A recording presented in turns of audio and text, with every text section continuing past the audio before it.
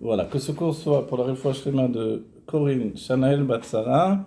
Nous sommes à la yeshiva Tzemar Tzedek de, j'allais dire de Yerushalayim, j'ai étudié là-bas, j'ai enseigné, mais à Nathalie.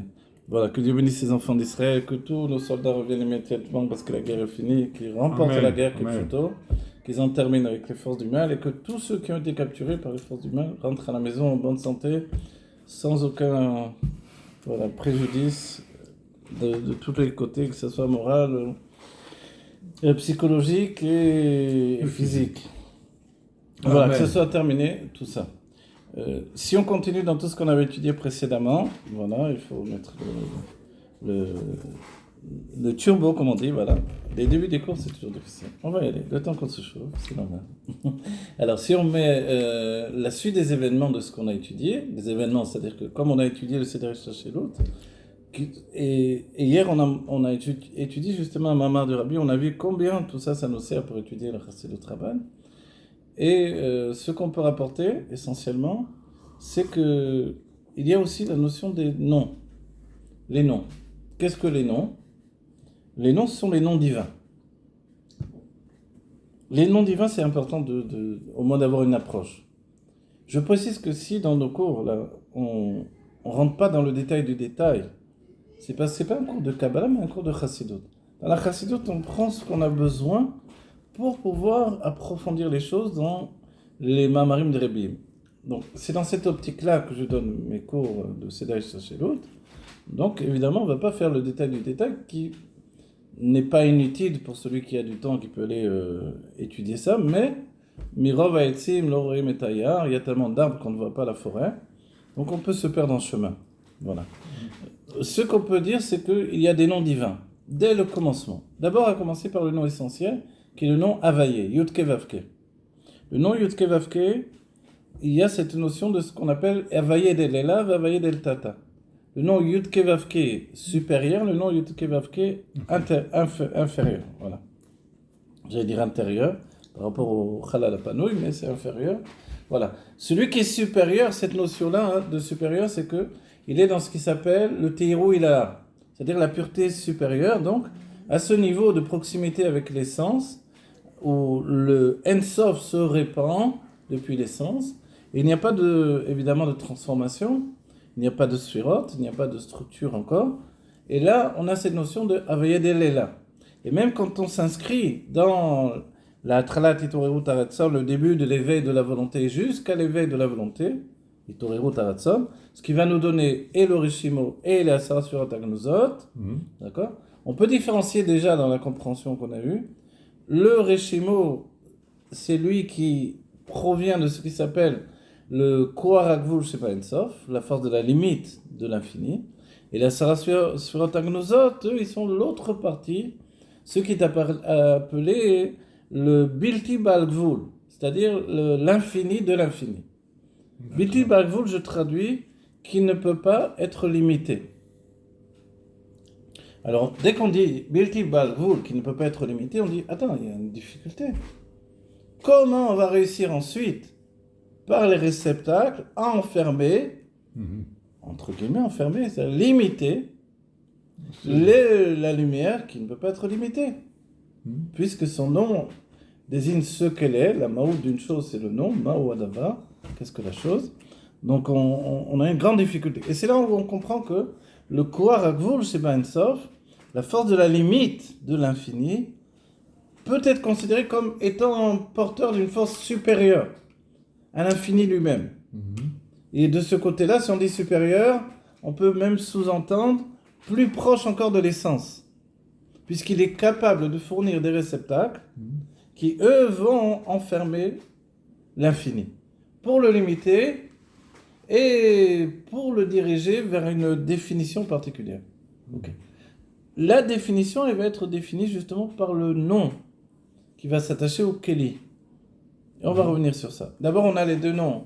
On a un seul nom, Havayé, d'Elela, puisque tout est une Metzioteli, on a une existence supérieure, donc qui est le contraire de l'existence. Ensuite, dans des textes qui ne sont pas ceux de Rabbi Chaim Vital, qui lui a transmis, a retranscrit l'essentiel de l'enseignement du Hari à partir du moment où le Hari a retrouvé Rabbi Chaim Vital, okay, a retrouvé, les âmes se sont retrouvées, ok. Et pendant un an et demi, on va dire, il a transmis toute la Kabbalah du Hari, qui continue la Kabbalah du Ramak, Rabbi Moshe Cordovero, et on n'oublie pas que le Hari a repris les élèves du Ramak. Avec en tête le plus grand des élèves, c'était Rabbi Chaim Vital, le plus âgé en plus. Okay, donc on pensait que c'était lui qui allait continuer l'enseignement de son maître, le Ramak, Rabbi Moshe Cordovero. Et les deux, le Hari et le Ramak, ont eu leur istalkut, ont quitté ce monde de manière dévoilée à l'âge de 38 ans. Voilà. Les deux très très jeunes.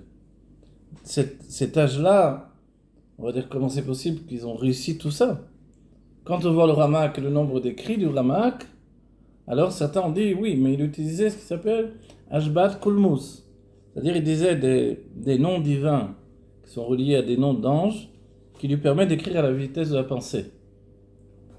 Donc il a écrit énormément. C'est-à-dire que d'entre les plus beaux pirushim, explications, commentaires du Zohar, on a les écrits du Ramak, qui est un écrivain prolifique et vraiment considéré comme un grand écrivain dans le judaïsme. Ok ?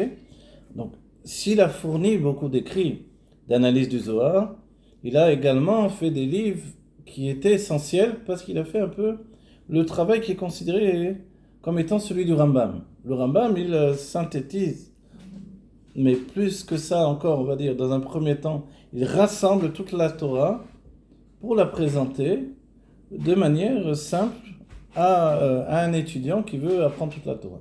On parle de la Torah chez Baal Peh, la Torah orale. Le Ramak, lui, il va faire la même chose avec la Kabbalah. C'est bien qu'on lui donne même le surnom, le Rambam de la Kabbalah. Voilà. Bien que ce surnom va revenir ensuite, par exemple chez le Rabbi Rachab, qui est considéré comme le Rambam de la Chassidut, parce que lui aussi il rassemble les enseignements précédents et il en donne la halakha, si on peut dire. C'est-à-dire le point final. Après nous, on a le Rabbi qui, par le biais du Rabbi Rayatz, va donner le point final du point final pour accueillir la Géoula. Okay. Quand on remonte au Ramak, on parle là des Nessiers Ador, des princes des générations, qui avaient pour but d'entrer le monde vers la Géoula. Donc, ils devaient à tout prix rassembler l'essentiel de la connaissance, qui serait celle de la Géoula. C'est comme ça qu'il faut l'entendre. Et du coup, le Ramak, il va aborder les thèmes clés de la Kabbalah, et dans son livre, le Pardes Rimonim, il va vraiment faire une approche logique, d'analyse pour nous organiser une compréhension claire et nette de la Kabbalah. Ce qui est déjà un miracle par rapport à la Kabbalah précédente, qui, si on peut dire entre guillemets, noyait le poisson, c'est-à-dire dévoilait un pan et cachait trois pans, etc. Pour ceux qui ont étudié les anciens livres de Kabbalah, ils savent de quoi je parle. Et alors on va dire, le Ramak, il est tellement important, puisqu'il a vraiment abordé, il a même fait une sorte de dictionnaire de la Kabbalah dans le Pardes Rimonim, où il explique chaque nom de Kabbalah, chaque sphira, etc. Et toutes les notions. Qu'est-ce que le Keter, etc., etc. Ok.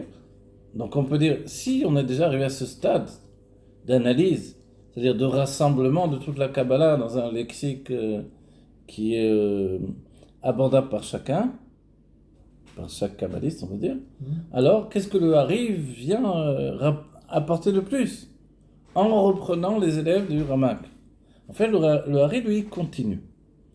Une fois qu'il y a ce rassemblement de compréhension, le Hari va mettre en avant ce qui s'appelle le fait de synthétiser la Kabbalah pour l'organiser dans une notion d'espace-temps, ce que n'avait pas fait le Ramak.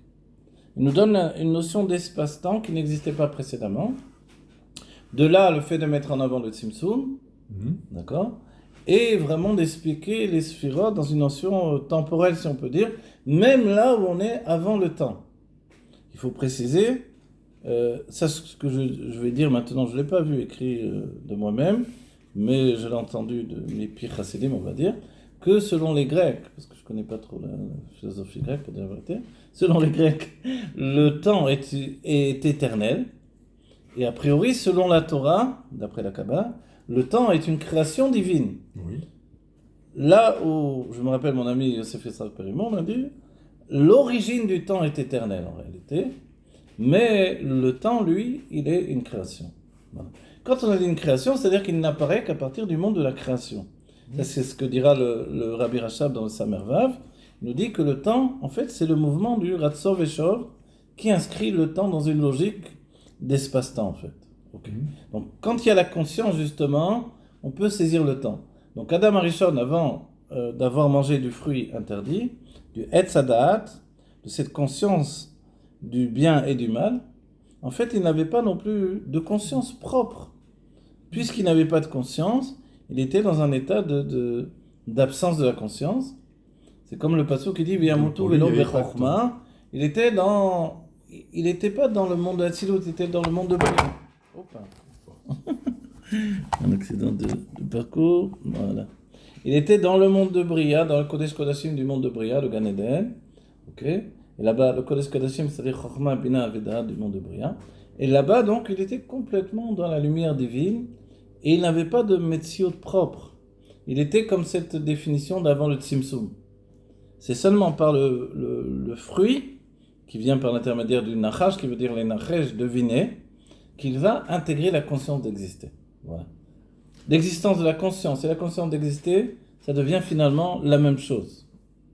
Voilà, une question magnifique que tu poses, c'est comment Adam Arishon peut se trouver dans le monde de Bria, dans la nation d'avant la faute, donc avant le mal et la perception du mal, puisque le monde de Bria, il est défini dans la Chassidut, ça vient de la Kabbalah évidemment, le fait qu'il est dit, le monde de Bria c'est Rubo Tov, O Mixato Ra. Il est essentiellement du bien et un petit peu de mal. Ok. En fait, il faut comprendre qu'il était dans le Kodesh Kodashim, dans le Chabad du monde de Bria, là-bas il n'y a pas de mal. C'est seulement dans les sentiments qu'on peut avoir un petit peu de mal. Et le mal, il ne faut pas l'entendre comme le mal que nous connaissons. Le mal, c'est l'existence. Voilà. Il y a aussi cette notion, je me rappelle avoir entendu de Rav Gizbo, Miléal ou Miléra. Ce qui est en haut, ce qui est en bas. Du coup, Miléra, c'est-à-dire ce qui est en bas. Alors, cette définition-là du bas, c'est l'idée qu'on a du mal nous-mêmes.